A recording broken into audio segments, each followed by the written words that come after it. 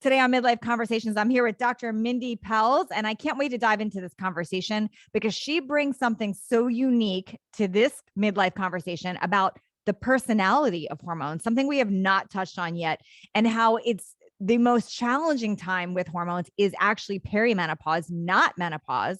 And I want to bring some clarity around that. We're also going to dive into some things around how we should be eating in this stage because it's not a one size fits all cookie cutter method. So thank you so much for being here today. Oh, thank you for having me. I'm really excited to be here. And this conversation is near and dear to my heart because I just left the perimenopausal years.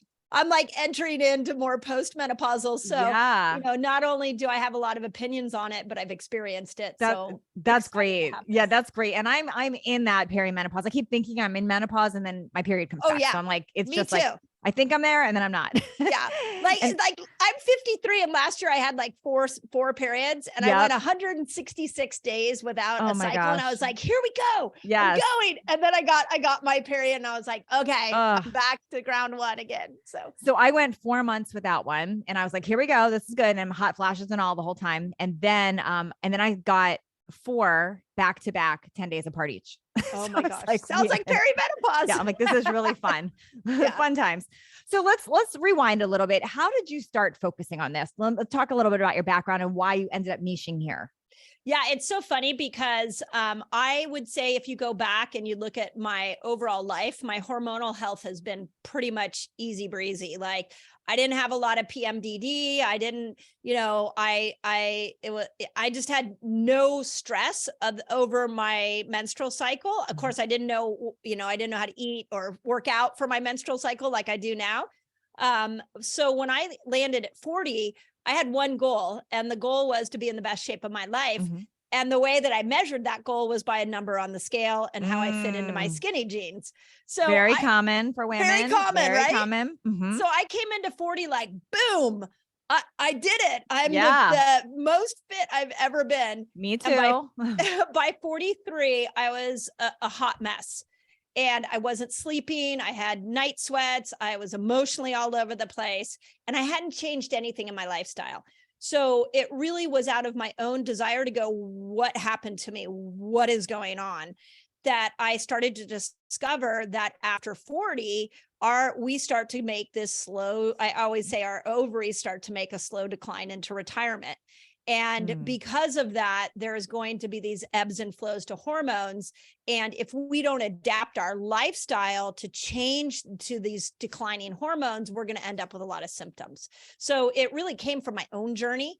And then once I dialed it in, I just started teaching the women on all my social media platforms. And I started noticing that there was a consistent thread of how we should be looking at these hormones as we move into the perimenopausal years. Wow. Okay. So let's talk about that. How should we be looking at them? Because I will say traditional OBGYNs, it seems, puts everyone on synthetic birth control pills. That's their answer. Yes. They look at one thing, and there's a big difference between that cookie cutter method and then bioidenticals or tweaking things with diet.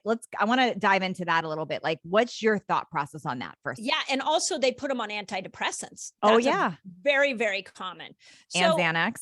Yeah, right. Exactly. So, the first thing I would say is that when we look at everything from, are you going to do birth control? Are you going to do antidepressants, HRT, bioidenticals? I just really want to create the space that it's a very personal decision, that I can't tell you there's an absolute. I've heard so many women who have said HRT is amazing. I've heard some women say it's not. I know bioidenticals, which is where I've ventured into.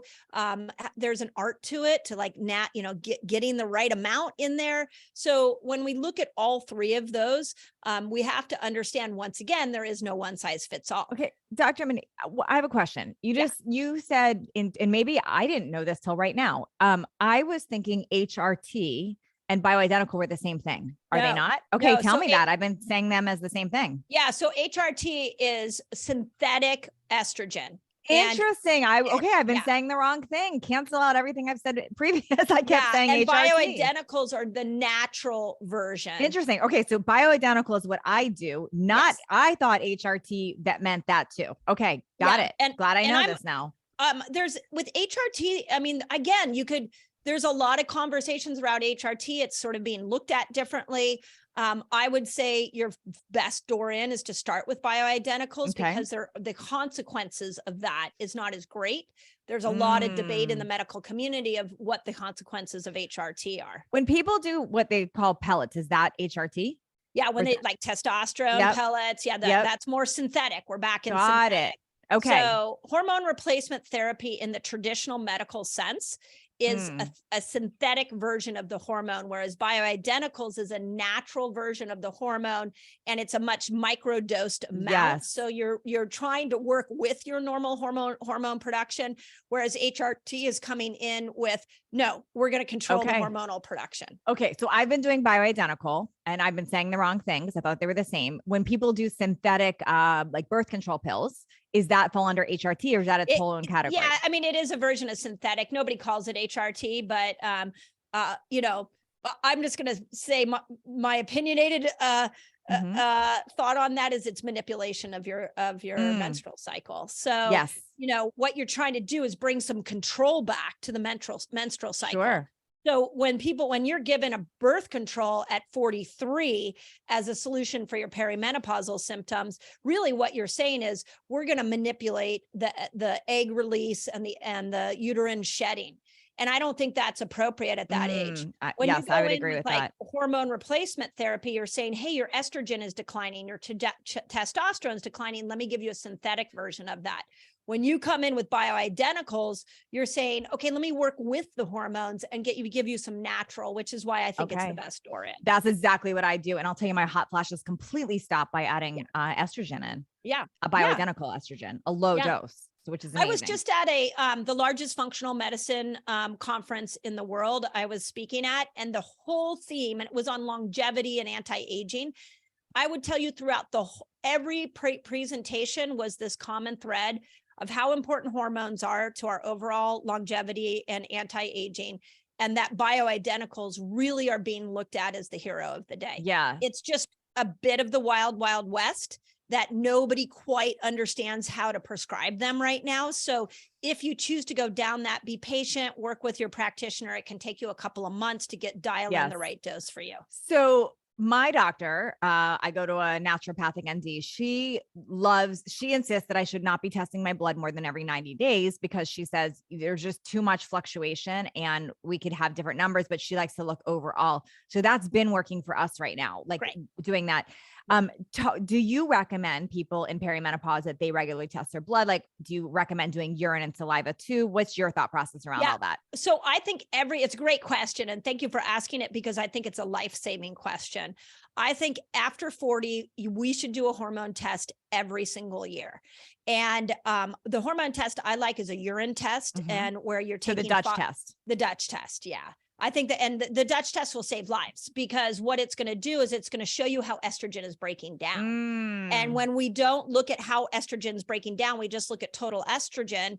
We really we're not getting a complete picture. There's good, helpful, protective estrogen, and there's toxic estrogen that will give you cancer. And then there's estrogen breakdown that will show you how well your liver and gut are working at breaking down your estrogen. And that's 2-OH, 4-OH, and 16-OH, and the Dutch test will tell you that. Amazing. So, and then what do you think about the saliva test?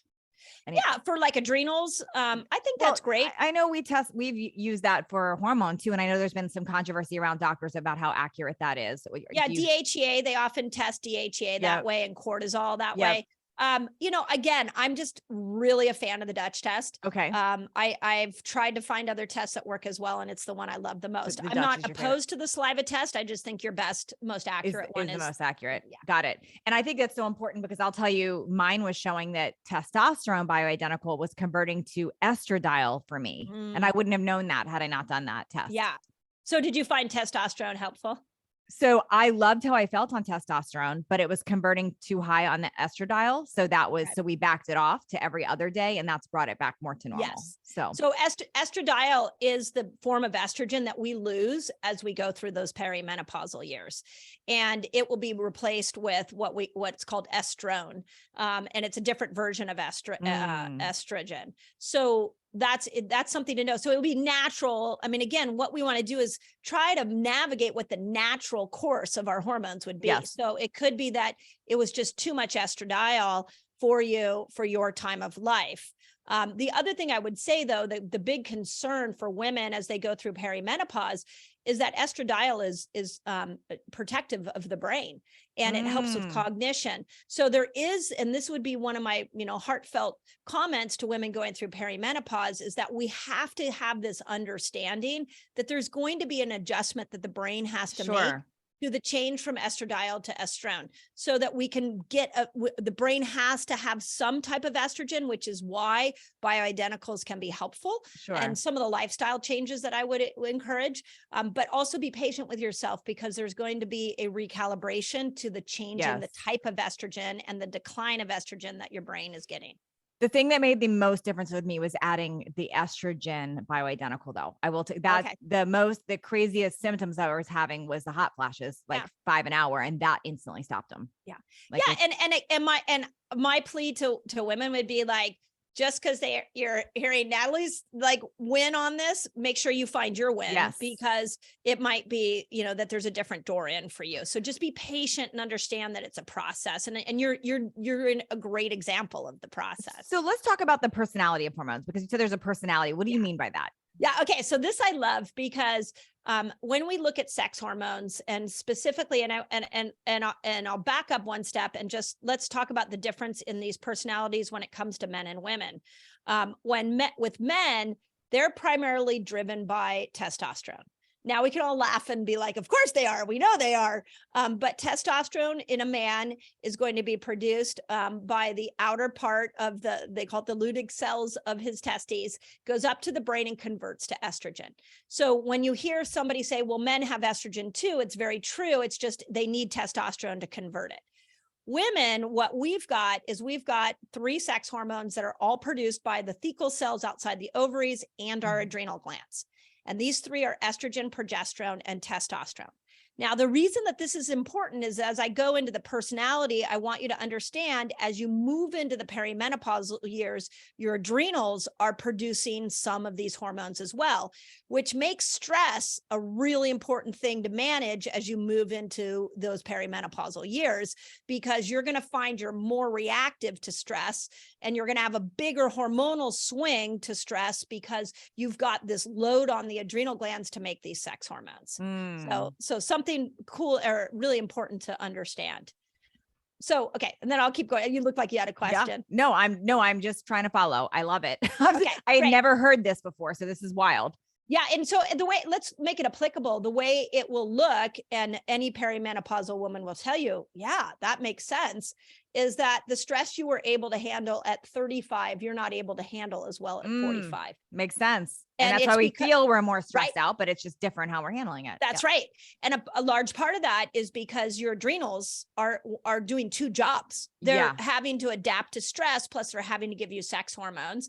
And then your brain's having to navigate the loss of estrogen, which is making it more reactive to stress. So a lot of these symptoms that we make fun of, that's the explanation behind it. That's right.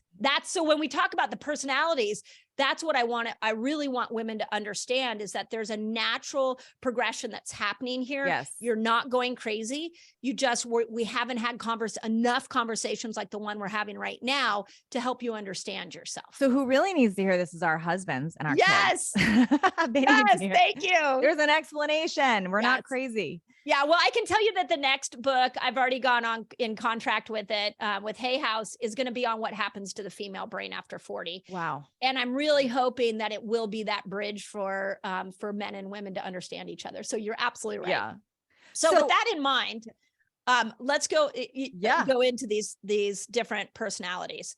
So here's the thing about estrogen. Estrogen is the thing that gives us mental clarity, allows us to be able to multitask. It gives us incredible verbal skills.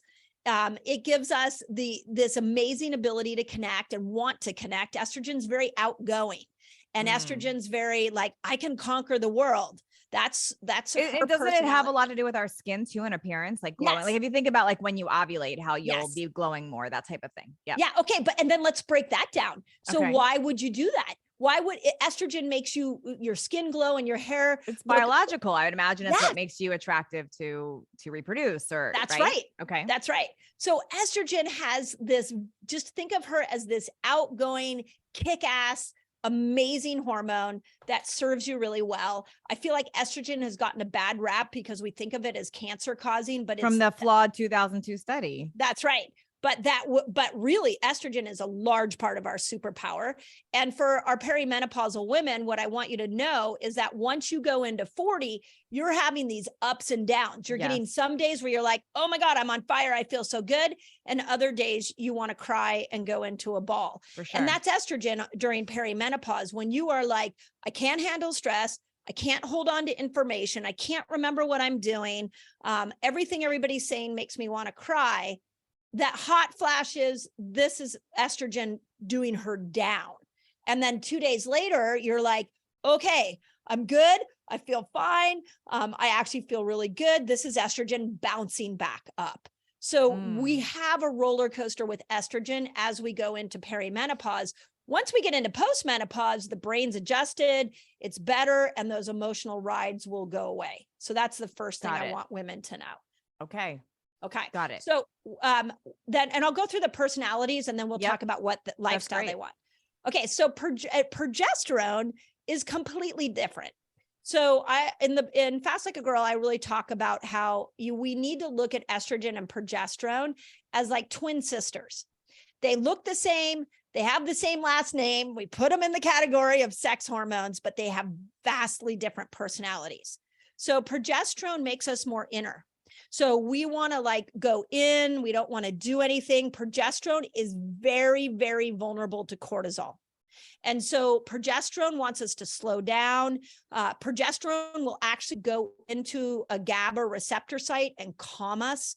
So when we are cycling the week before our period, if we feel like, I don't really feel like working out, I want to sit on the couch, I'm not feeling very outgoing, that's progesterone. That's progesterone giving you a sign of what she needs. The week before our periods, when we have a cycle, when we feel like I'm really, really hungry, that's progesterone. She needs you to raise glucose. This is where the ketogenic diet really fails.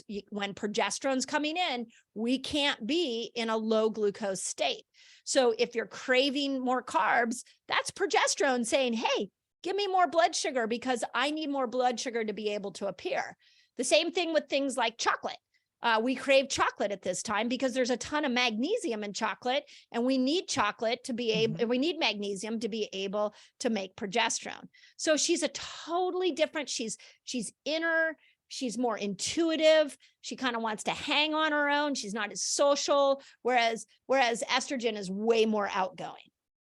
Makes sense. Okay. Right. And every woman can sense that, right? And I'm also thinking even like when I take, because progesterone we take at night and it's like, it relaxes us. That's right. Like it calms you. You'll go to sleep easier. You sleep better. All of that. That's Makes sense. That's right. Okay. And then testosterone in a woman does three things. And I think this is really important because we tend to think of testosterone as libido.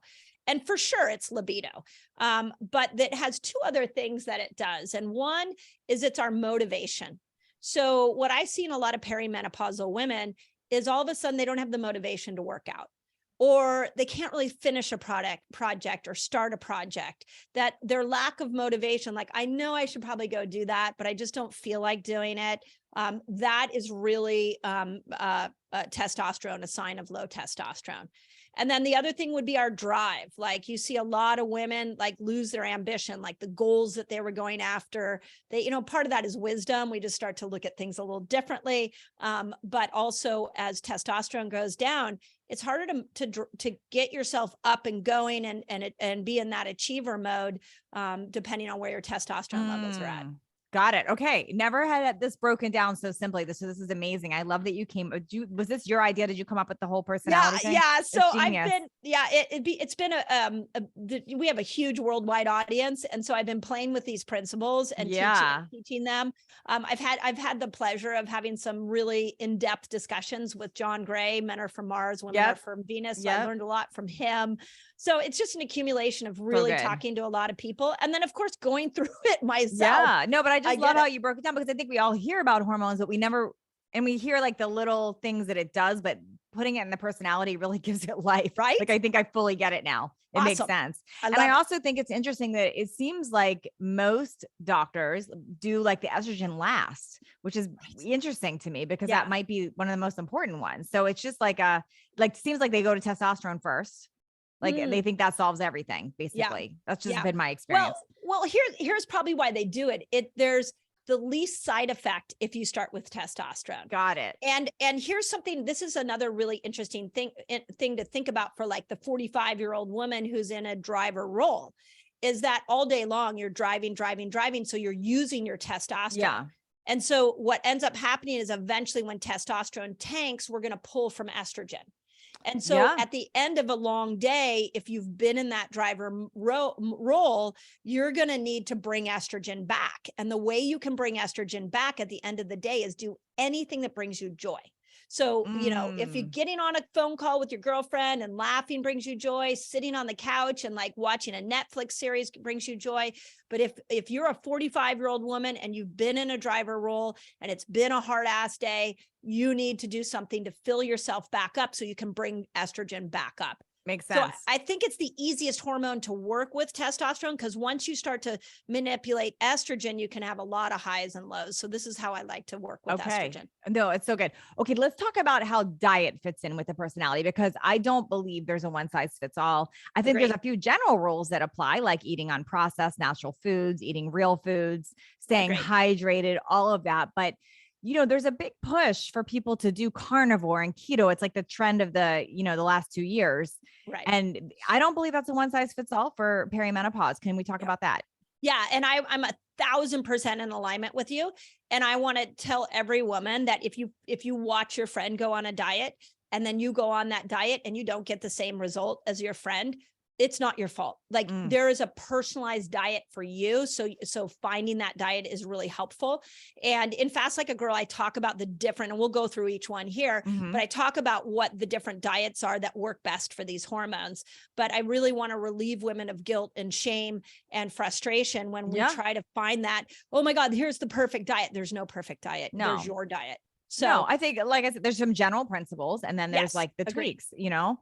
Yes. So yeah, like nobody's going to thrive just eating gummy bears. Like we're not talking about that. And nobody thrives on the Western diet. Nobody thrives with the toxic Nope. oils and the synthetic ingredients and the refined flours and sugars, and nobody thrives. So on step one, unprocess your diet. But now let's talk about the nitty gritty. Like why would first of all, who would benefit from keto and carnivore? Well, let's go through it in terms of the hormones. Okay. And then we can kind of go through it in the cycle. And then I think people will see themselves. So when we look at estrogen, if you still have a cycle, estrogen comes in from day one, which day one is when you start to bleed. And she is building until day 10. And as we move into ovulation, around 11 or 12, estrogen is at her peak. And what estrogen would want you to know, if she could talk to you and tell you, hey, this is how I like to be taken care of, is she likes glucose to be lower. She doesn't like insulin to spike, and she doesn't mind cortisol. So if you want to go run a marathon, do a new CrossFit workout, if you have a deadline at work, you want to go into a longer fast, estrogen's very forgiving. And that's how we feel on fire during that time. That's right. That's right. So the one request that estrogen has is keep glucose low. Got it.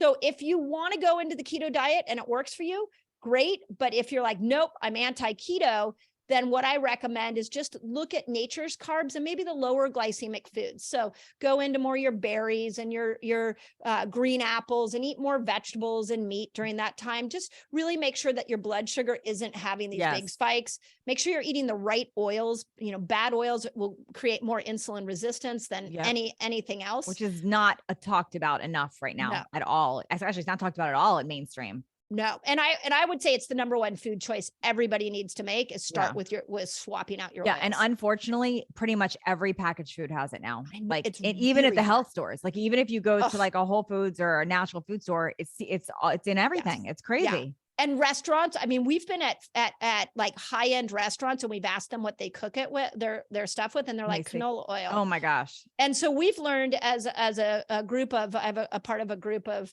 doctors, we will say we're allergic to canola oil. Can you cook it in butter? We try to, that's our number one focus. Interesting. Yeah. Seed oils are really crazy. Like related to, I think it'll start, mainstream always follows like 10 years later. So we'll hear about this in a decade. I hope so. I hope so. So just remember to keep your glucose a little bit lower. If you're going into the refined foods, it may throw estrogen off. So, this is where a glucose monitor is great. If you, a great measurement is hemoglobin A1C. If you get a blood test, we'd like to see hemoglobin A1C under 5. And if it's over 5, then, really make sure you're leaning into nature's carbs. Okay. Let's talk about that's the first part. Okay. So now we move into the ovulation period. And in the book, I gave them all fun names because the hormone names are really boring and hard to remember. Ovulation obviously isn't, but follicular and luteal are very hard to remember. So, so with ovulation, here's what I want you to know. Estrogen's at her peak. She's already there. She's built. And then testosterone comes slamming in. Testosterone is at its peak. And then you get a little bit of progesterone during ovulation. So what that means is that you are going to need to make sure you eat a little more carbs because progesterone's there. And we'll explain progesterone in a minute. This is why you're not sleeping during this period. Like this is when you wake up a lot, or can't fall asleep. Some women, they do really well at ovulation, but I found that there's the most variance in the cycle, especially for perimenopausal women in ovulation. Some will tell me they feel amazing, and others will tell me I'm going to kill everybody around me. So what we need to know about the 3 hormones when they show up together is that just because you make a hormone doesn't mean you metabolize a hormone and break it down so you can use it. So the 2 organs at ovulation that become critical are your liver and gut. And you need to make sure you up your vegetables. You got to eat more green leafy vegetables to supply the microbiome. And I think if there's ever a time to be off alcohol, to really eat more bitter foods and support your liver, it's during ovulation. You really got it. Because otherwise these hormones won't break down. Got it. Interesting. Okay. Yeah. So that's ovulation. And then, and testosterone, there's not really a lot of foods you can eat. I will tell you that testosterone really does well with fasting. So if you are a skilled faster or you're inclined to fast, it's easy to fast. 13 to 15 hours fasting in that time period can be really beneficial. Explain that more. Like talk about fasting and your preference on that and what you mean by that. Yeah. So fasting is when you go through for a significant period of time without raising your blood sugar. Okay. So it's really time restricted eating.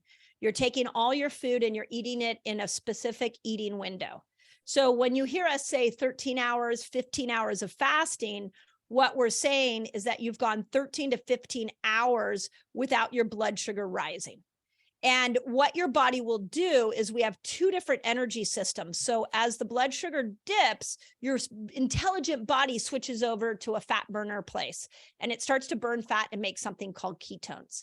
And ketones can be healthy. They can go up and repair the brain. And for women, this is really what Fast Like a Girl is about, is we want you to cycle in and out of these ketones. But you don't have to do the ketogenic diet to get ketones. That's the misconception. Yeah, that's a big misconception. Yeah. Most people think you have to. Okay. Nope. So that's why I'm such a fan of actually using fasting and pair it at the right time with your hormones to get you into ketosis. Wow. That changes it for people, right? Because I don't think most people don't understand that. Right. Yeah. Yeah. And for the perimenopausal woman, it's imperative because let's say she needs more carbs. Let's say it's ovulation. She needs more carbs. She feels better on a higher carb diet. Fine. Great. Just pair that with a 13-hour fast. You'll get a little burst of ketones that goes up into the brain, repairs the brain, gives you some mental clarity. And then you go into your more carb-rich meal, and now you have the best of both worlds. So the interesting thing about fasting is most women that are in perimenopause or menopause age, we lived through the time where that was like the worst thing you could do. That's in the era of go fat-free. And if you starve yourself, you're slowing down your muscles, never skip a meal, you're slowing your metabolism. Yeah. interesting about that because we're all unwinding from that. So anything you can Yep. add about that? Because that's, we were raised believing that. Yes, I hear you. The first thing I would say is how did we weather health on that? How are women's health doing? If in general, we are more obese, we have more chronic health problems. 80% of autoimmune conditions happen to women. Infertility is at the highest point it's ever been. So what we've been doing in the low fat movement has been damaging to our hormones. Yes. The eating 6 meals a day, there is no science showing that speeds up your metabolism. I've looked and I've looked. Yep. And the breakfast is the most important meal a day was actually a campaign slogan for cornflakes in the 70s. And there's no evidence. I mean, there's some nuance in there. It's all the things we were raised believing. Yeah. And I was the same. I was born in 69. I grew up in the 70s and 80s, and I believed the same thing. So yeah. And it's amazing how that can be wired in us. Now, where do we draw the line with fasting? Because I think also it can go dangerous to the other side where you're really not eating enough and we're getting into eating disorder. So anything you can add on to that? Well, the first thing I want to say is fasting is not calorie restriction. It's time restriction. So in the book, I have 6 different length fasts, and I show you where you would use them. I want people to look at fasting like they would take a supplement. Now, when you take a supplement, most people don't think of it this way, but this is a really important thing, is that we should cycle supplements. A supplement should actually supplement a good diet and a healthy lifestyle. So if you're on the same supplement over and over and over again, it's no longer working for you. So we want to look at fasting as like you splash in certain fasts and you splash out. And it's not, you don't do 1 meal a day over and over again. You don't do 13 hours over and over again. There needs to be an ebb and flow to that because that's our hormones ebb and flow. Yeah. Okay. This is really good because I think so many people listening have been so scared of this. And I think it's not something to be scared of. It's really, first of all, when I do add in the fasting, it's amazing how great my focus is and how good I feel. And I actually, I noticed if I were to have breakfast and lunch, and I'm speaking for clients that have walked through this too, but if you have breakfast and lunch normal, you tend to more likely have that afternoon drop than if you're not having that until later. Like the more you prolong, you're less likely to have that afternoon drop as well. Right. And so let's talk about that for a second, because let's go back to the part of the perimenopausal woman is losing estrogen. So there is going to be a little bit of a brain dip in the afternoon, and brain fog and cognition. So, but the brain has to get used to this age appropriate dip. I mean, you can do the bioidenticals and everything we've talked about, but this is where ketones coming in with fasting can actually supercharge the brain and can be a replacement as our brain gets used to the changes in estrogen. So that's why you felt that is like your brain was working the way you want it to work, or the way it worked at 30. You're feeling that change, neurochemical change. So good. So good. Oh my gosh. So much good information here that I was not thinking about. This is I love the personality. I love the idea of really changing how you look at diet and working in with your particular hormones. What do you advise people? Like, how do they figure this out? Like, what type of doctor should they be seeing? What do you recommend? Yeah. So the first thing I would say is start with your lifestyle before you jump into, to trying to find the most perfect doctor, because I feel like we got to clean up our lifestyle. And actually I wrote a book called The Menopause Reset. We're actually adding a sleep chapter, and it'll come back out on Amazon in May, but I will tell you in there, I have 6 different things that you should be focused on. And they're very simple. It's like varying your fast to your hormones, which is what Fast Like a Girl is all about. Varying your foods to your hormones, which also is in Fast Like a Girl. So you can get those 2 things right now in that book. And then we've got to repair our microbiome. Too many women have been on birth control and antibiotics and steroids. We've got to bring back the health of our microbiome. And that's not just by taking a probiotic. No, it's, this is lifestyle. This is all not using supplements. This is like eating polyphenol foods and probiotic foods, bringing sauerkraut back in, and raw kefirs, and looking at prebiotic foods like chia seeds and hemp seeds, and things that will help feed that good bacteria that might have been destroyed by birth control and antibiotics. So there's that. And then we got to look at our toxic load. What are our beauty products? Are we putting endocrine disruptors on our beauty products? Are we eating organic? I understand organic's a little bit more expensive, but the problem we have is that pesticides are an endocrine disruptor. They will go in and act as synthetic estrogen and change all of our hormones. How do we, I want to not rush through this one part that you just mentioned. So endocrine disruptors are really important. And I think a lot of people will focus on what we're putting in our bodies around that. Like, okay, they got it, but then we are not doing that on the outside. And I'll say I'm guilty. I use Tide detergent. I said it because I don't want my clothes to smell. Yeah. Can you talk about a little bit about how that's affecting us and really what that's doing? Like, what is that and how important is this? How much do we really need to be looking at that part? So here's the beautiful thing about the Dutch test is if you do the Dutch test, look at your 4-OH. Your 4-OH is these endocrine disruptors. How high are they getting? If your 4-OH is good, then your toxic laundry detergent is going to be working for you. We all have a toxic bucket. So there's a point at which it just gets to the top and now it spills over and it causes us a big problem.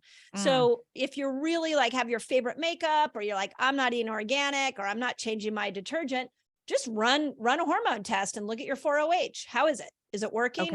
Is estrogen breaking down into a respectable amount of 4-OH? And if it's not just about tweaking your hormones, it could be about this. Yeah. Makes sense. I had a patient who we ran a Dutch on her and her 4-OH was like 10 times higher than it should be. And one of her biggest complaints is she couldn't lose weight. And when I broke down her lifestyle, she and her husband ate out all the time. And so I said, can you just stop eating out as much? Like, let's just cut it in half. And she said, well, that would really put a strain on my marriage because this is what we do together. And my response to her was, your husband will not have a wife to go out to dinner with if you don't get this 4-OH under control. And so I'm usually like pretty flexible and flowing, but I was like, this woman needs to know, like, if she doesn't change her habits, this is a matter of a cancer diagnosis or no. Wow. So I think if you have these products, you don't want to give them up, then get a hormone test. The second thing you can do is there's great apps. Like there's a beautiful app put out by the Breast Cancer Prevention Fund. It's called Think Dirty. I have that app. It's great. Yeah. Go scan your products. And then what I see a lot of women do is go, okay, I can do my laundry detergent. I can do my cleaners. I'll switch those over, but I'm not doing my makeup. Yeah. Or, like one of the people that I've worked with this year that's been really fun has been Leanne Rimes. And so we had this whole thing about her beauty products. And so we came up with like, when the lights are on and you're performing, you got to have stuff on that's not dripping down your face. Sure. But then when you're at home, you don't need makeup or you can use the natural stuff. So there's a perfect example of she used the more synthetic stuff when it needed to be there for her, but then she went into the more natural stuff. That makes sense. Like I'm not going to smell, so I'm going to use my Tide, but I can be willing to give up the lip gloss maybe and do something different. So it's all compromise. Yeah. That's and then great. run a Dutch test on yourself and see where you're at. Yeah. This is so helpful today. Tell us about your books. Where can people find you? How do they learn more?